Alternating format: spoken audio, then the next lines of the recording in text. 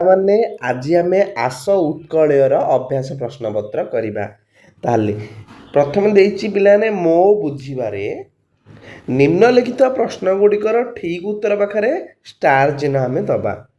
1 number ଦେଲା ଏ ଦେଶ ଜାତିର ପୂର୍ବ କଥା, ଏହି ପାଦରେ ଥିବା ପୂର୍ବ କଥାଟିରେ କେଉଁ କଥା ପ୍ରକାଶ କରୁଛି?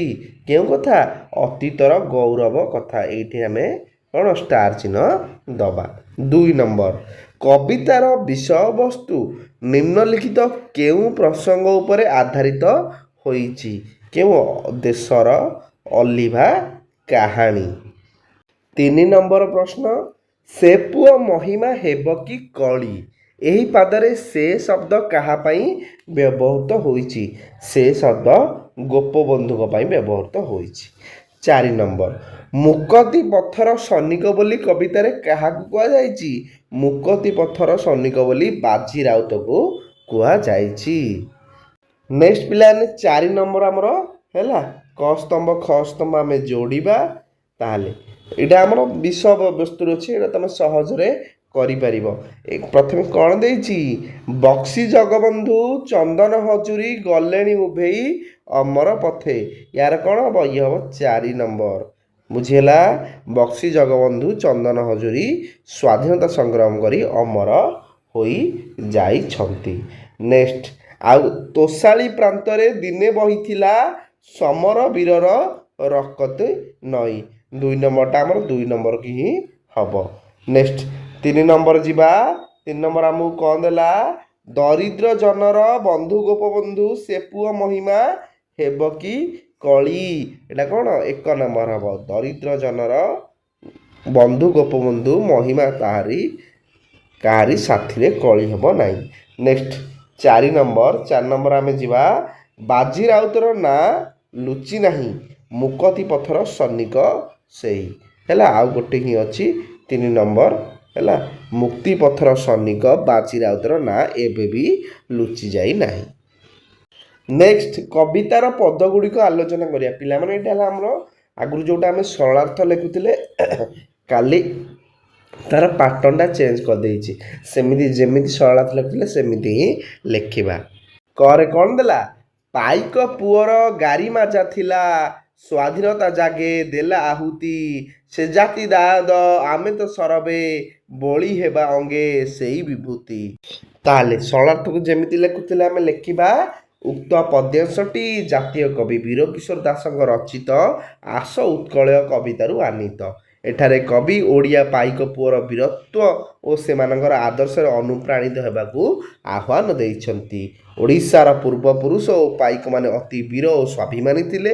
ସେମାନେ ନିଜ ମାତୃଭୂମିର ସୁରକ୍ଷା ଓ ସ୍ୱାଧୀନତା ପାଇଁ ନିଜର ସମସ୍ତ ସୁଖଭୋଗ ଏପରିକି ନିଜ ଜୀବନକୁ ମଧ୍ୟ ସ୍ୱାଧୀନତା ରୂପକ ଯଜ୍ଞରେ ଆହୁତି ଦେଇଥିଲେ। କବିଙ୍କ ମତରେ ଆମେ ସେହି ମହାନ ବୀର ଜାତିର ଦାଦ ବା ଉତ୍ତରାଧିକାରୀ। ତେଣୁ ସେହି ସଂଗ୍ରାମୀମାନଙ୍କର ତ୍ୟାଗ ଓ ଦେଶପ୍ରେମ ରୂପକ ପବିତ୍ର ବିଭୂତିକୁ ଆମେ ଆମ ଅଙ୍ଗରେ ବୋଳି ହେବା ଉଚିତ। ଅର୍ଥାତ୍ ପୂର୍ବପୁରୁଷଙ୍କ ପରି ଆମେ ମଧ୍ୟ ନିର୍ଭୀକ ଓ ସାହସୀ ହୋଇ ନିଜ ଜନ୍ମମାଟିର ସେବା ପାଇଁ ସଦା ପ୍ରସ୍ତୁତ ହୋଇ ରହିବା ଆବଶ୍ୟକ। ଖରେ ଦେଲା ଆମକୁ ଶାନ୍ତି ମୈତ୍ରୀ ପ୍ରୀତି ପୂତବାଣୀ ଯହିଁ ସ୍ଫୁରୁଥିଲା ପ୍ରତି ଅନ୍ତର ଭରି, ଅହିଂସା ମନ୍ତ୍ରରେ ଦେଲା ଯେଉଁ ଦୀକ୍ଷା, କାହିଁ କେଉଁ ଦେଶ ହେବ ତା ସରି। ତାହେଲେ ପୁଣି ଆମେ କବି ପରିଚୟ ଲେଖିବା। ଉକ୍ତ ପଦ୍ୟାଂଶଟି ଜାତୀୟ କବି ବୀରକିଶୋର ଦାସଙ୍କ ରଚିତ ଆସ ଉତ୍କଳୟ କବିତାରୁ ଆନିତ। ଏଠାରେ କବି ଓଡ଼ିଶା ଆମର ମାଟିର ଶାନ୍ତି ଓ ଅହିଂସାର ମହାନତା ବିଷୟରେ ବର୍ଣ୍ଣନା କରିଛନ୍ତି। ଓଡ଼ିଶା କେବଳ ବୀରମାନଙ୍କର ମାଟି ନୁହେଁ, ଏହା ମଧ୍ୟ ବିଶ୍ୱକୁ ଶାନ୍ତିର ବାର୍ତ୍ତା ଦେଇଥିବା ଏକ ପବିତ୍ର ଭୂମି। କବିଙ୍କ ମତରେ ଏ ମାଟିରେ ଦିନେ ଶାନ୍ତି ମୈତ୍ରୀ ଓ ପ୍ରୀତିର ପବିତ୍ର ବାଣୀ ପ୍ରତିଟି ମଣିଷର ଅନ୍ତର ବା ହୃଦୟରେ ଭରି ରହିଥିଲା। କଳିଙ୍ଗ ଯୁଦ୍ଧ ପରେ ଏହି ମାଟିରୁ ହିଁ ସାରା ବିଶ୍ୱକୁ ଅହିଂସାର ମନ୍ତ୍ରରେ ଦୀକ୍ଷିତ କରାଯାଇଥିଲା। ଓଡ଼ିଶାର ଏହି ମହାନ ଆଦର୍ଶ ଓ ଅହିଂସାର ପରମ୍ପରା ସହିତ ପୃଥିବୀର ଅନ୍ୟ କୌଣସି ଦେଶ ସମାନ ବା ସରି ହୋଇପାରିବ ନାହିଁ। କବି ଏହି ପଦ ମାଧ୍ୟମରେ ଆମକୁ ସତ୍ୟ ନ୍ୟାୟ ଏବଂ ଅହିଂସା ପଥରେ ଚାଲିବାକୁ ପ୍ରେରଣା ଦେଇଛନ୍ତି। ନେକ୍ସଟ ସରଳାର୍ଥ ଆମକୁ ଦେଲା ତ୍ୟାଗ ଆଦର୍ଶ ଜାତିର ମହତ୍ଵ ଦେଶ ପାଇଁ ଦେଲା ନିଜକୁ ବଳି ଦରିଦ୍ର ଜନର ବନ୍ଧୁ ଗୋପବନ୍ଧୁ ସେ ପୁଅ ମହିମା ହେବ କି କଳି। ତାହେଲେ ଉକ୍ତ ପଦ୍ୟାଂଶଟି ଜାତୀୟ କବି ବୀରକିଶୋର ଦାସଙ୍କ ରଚିତ ଆସ ଉତ୍କଳୀୟ କବିତାରୁ ଆନିତ। ଏଠାରେ କବି ଉତ୍କଳମଣି ଗୋପବନ୍ଧୁ ଦାସଙ୍କ ଅତୁଳନୀୟ ତ୍ୟାଗ ଓ ମହିମାର ବିଷୟରେ ବର୍ଣ୍ଣନା କରିଛନ୍ତି। ଓଡ଼ିଶା ମାଟି ଅନେକ ବୀର ଓ ମହାପୁରୁଷଙ୍କର ଜନ୍ମଭୂମି। ସେମାନଙ୍କ ମଧ୍ୟରେ ଉତ୍କଳମଣି ଗୋପବନ୍ଧୁ ଦାସ ଥିଲେ ତ୍ୟାଗ ଓ ଆଦର୍ଶର ପ୍ରତିମୂର୍ତ୍ତି। ସେ କେବଳ ଜଣେ ନେତା ନଥିଲେ, ବରଂ ଅସହାୟ ଦରିଦ୍ର ଓ ଦୁଃଖୀ ଜନଙ୍କର ପ୍ରକୃତ ବନ୍ଧୁ ଥିଲେ। ଜାତିର ମହତ୍ଵ ରଖିବା ପାଇଁ ସେ ନିଜର ସମସ୍ତ ସୁଖ ସୁବିଧାକୁ ଜଳାଞ୍ଜଳି ଦେଇ ଦେଶ ପାଇଁ ନିଜକୁ ଉତ୍ସର୍ଗ କରିଥିଲେ। କବିଙ୍କ ମତରେ ଗୋପବନ୍ଧୁଙ୍କ ପରି ମହାନ ପୁଅର ମହିମା ବା ଗୌରବକୁ କଳନା କରିବା ସମ୍ଭବ ନୁହେଁ। ତାଙ୍କର ନିଃସ୍ୱାର୍ଥପର ସେବା ଓ ଦେଶ ପ୍ରେମ ଯୁଗେ ଯୁଗେ ଓଡ଼ିଆ ଜାତି ପାଇଁ ପ୍ରେରଣାର ଉତ୍ସ ହୋଇ ରହିବ। ନେକ୍ସଟ ପିଲାମାନେ ଆମର ବୁଝି ବିଚାରି ଲେଖ। କବିତାକୁ ଭଲ ଭାବରେ ପଢ଼ି ନିମ୍ନରେ ଦିଆଯାଇଥିବା ପ୍ରଶ୍ନ ଗୁଡ଼ିକର ଉତ୍ତର ଆମେ ଲେଖିବା। କରେ ଦେଲା ଏ ଦେଶ ଜାତିର ପୂର୍ବ କଥା। ଉକ୍ତ ଧାଡ଼ିରେ କେଉଁ ଦେଶ ଓ ଜାତିର ପୂର୍ବ କଥା ସମ୍ପର୍କରେ କୁହାଯାଇଛି ଏବଂ କାହିଁକି? ଉକ୍ତ ଧାଡ଼ିରେ ଆମ ପ୍ରିୟ ଓଡ଼ିଶା ଦେଶ ଓ ଓଡ଼ିଆ ଜାତିର ପୂର୍ବ ଗୌରବମୟ କଥା କୁହାଯାଇଛି। କାରଣ ଆମ ଓଡ଼ିଆ ଜାତିର ଇତିହାସ, ବୀରତ୍ୱ, ତ୍ୟାଗ ଓ ସଂସ୍କୃତି ଏତେ ମହାନ ଯେ ତାହା ସ୍ମରଣ କଲେ ଜଣେ ଉତ୍କଳୀୟର ମଥା ଆପେ ଆପେ ଗର୍ବରେ ନଇଁଯାଏ। ଖରେ ପିଲାମାନେ ବକ୍ସି ଜଗବନ୍ଧୁ ଚନ୍ଦନ ହଜୁରୀ କେଉଁ ପଥର ପଥିକ ଥିଲେ? ସେମାନେ କେଉଁ କାର୍ଯ୍ୟ ପାଇଁ ଅମର?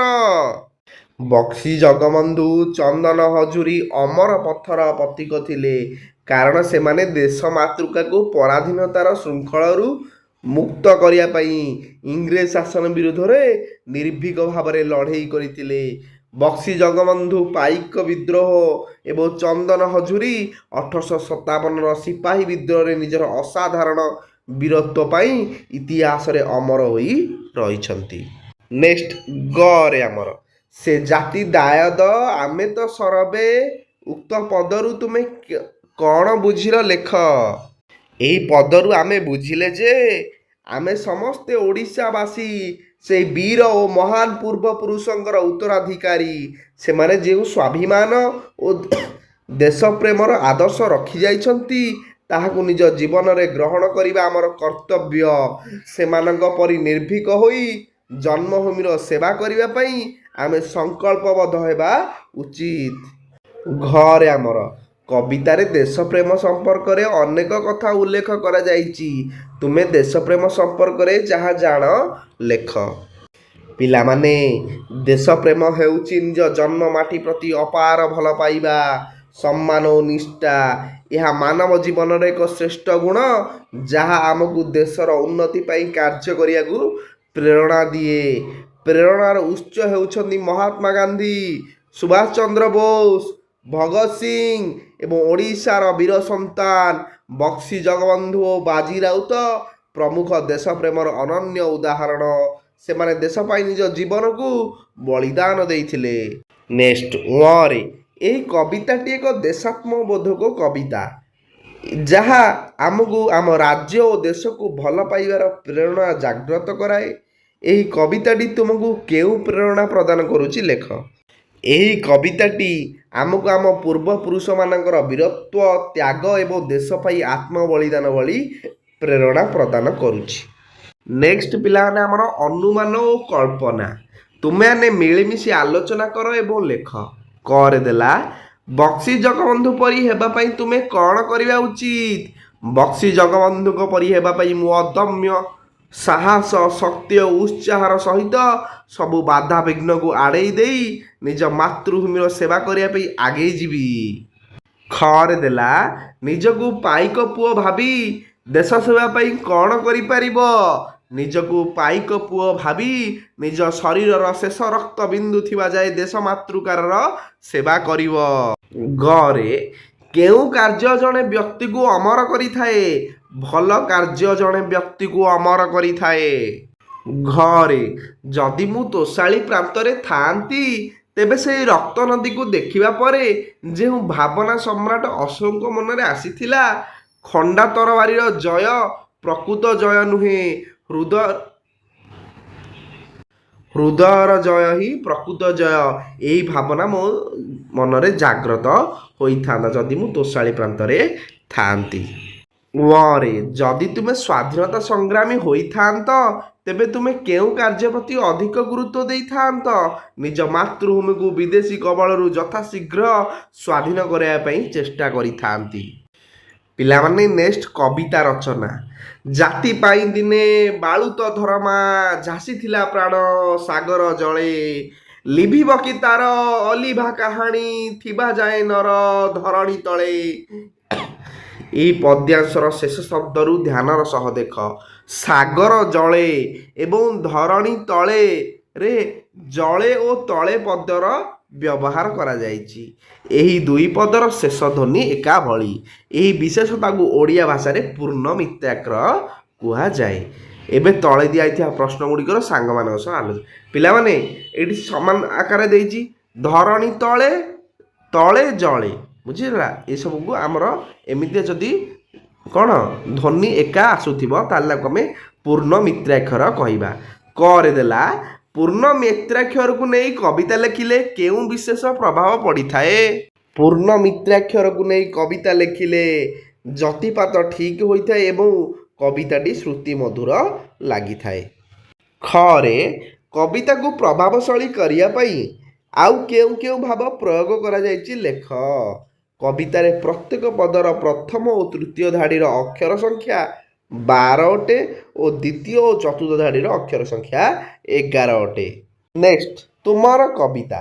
ଆସ ଉତ୍କଳୀୟ କବିତାକୁ ତୁମେମାନେ ପଢ଼ିଲ। ନିମ୍ନରେ ଏହାର କିଛି ଅଂଶ ଦିଆଯାଇଛି। ତୁମେ ଚିନ୍ତା କରି ସେହି ଆଧାରରେ ଏହି କବିତାଟି ଲେଖ। ସର୍ବେ ମିଳିମିଶି ଆଗେଇ ଯିବାରେ ଉତ୍କଳ ମାତାର ସନ୍ତାନ ଆମେ, ମୁକ୍ତ ଆକାଶର ସ୍ୱାଧୀନ ବିହଙ୍ଗ ନଥିମ ଜମାରୁ ଚିନ୍ତନ କାମେ। ନେକ୍ସଟ ଆମର ଭାଷା ବିଚାର। ଶବ୍ଦ ସହ ଶବ୍ଦ ଯୋଡ଼। ଧରଣୀର ଆମେ ସମାର୍ଥବୋଧକ ଶବ୍ଦ ଲେଖିବା।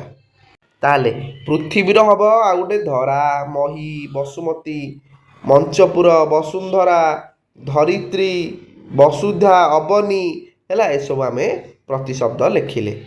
ଖରେ ନିମ୍ନଲିଖିତ ଶବ୍ଦ ଗୁଡ଼ିକର ଗଦ୍ୟ ରୂପ ଲେଖ। ଗରବରେ ହବ ଗର୍ବେ, ସରବର ସର୍ବେ, ରକତର ରକ୍ତ, ଆଦର୍ଶର ଆଦର୍ଶ, ତର୍ପଣର ତର୍ପଣ। କାଳ ସମୟ ବିଚାର ହେଲା। ଉପରେ ଲିଖିତ ପଦ ଦୁଇଟି ଅତୀତ କାଳର ସୂଚନା ପ୍ରଦାନ କରିଥାଏ। ତୁମେମାନେ ଏହି ପଦ୍ୟାଂଶକୁ ବର୍ତ୍ତମାନ ଓ ଭବିଷ୍ୟତ କାଳରେ ପରିଣତ କରିବା। ତାହେଲେ ପ୍ରଥମେ ପାଇକ ପୁଅର ଗାରିମାଜା ଥିଲା, ଇଏ ହେଲା ଅତୀତ କାଳ। ବର୍ତ୍ତମାନ କରିବା ପାଇକ ପୁଅର ଗାରିମାଜା ଅଛି। ଭବିଷ୍ୟତ କାଳରେ ପାଇକ ପୁଅର ଗାରିମାଜା ଥିବ। ନେକ୍ସଟ ହେଲା ଆମର ତୋଷାଳୀ ପ୍ରାନ୍ତରେ ଦିନେ ବହିଥିଲା। ବର୍ତ୍ତମାନ କ'ଣ ହବ? ତୋଷାଳୀ ପ୍ରାନ୍ତରେ ଦିନେ ବହୁଅଛି। ଭବିଷ୍ୟତ କାଳ ତୋଷାଳୀ ପ୍ରାନ୍ତରେ ଦିନେ ବହୁଥିବ। ନେକ୍ସଟ ସମାନ ଅର୍ଥ ବୁଝାଉଥିବା ପ୍ରତିଶବ୍ଦ। ପୁଅର ପୁତ୍ର ସୁତ, ନଈର ତଟିନୀ ସ୍ରୋତସ୍ୱିନୀ, ସାଗରର ସିନ୍ଧୁ ପାରାବାର, ସୈନିକର ଯବାନ ସିପାହୀ।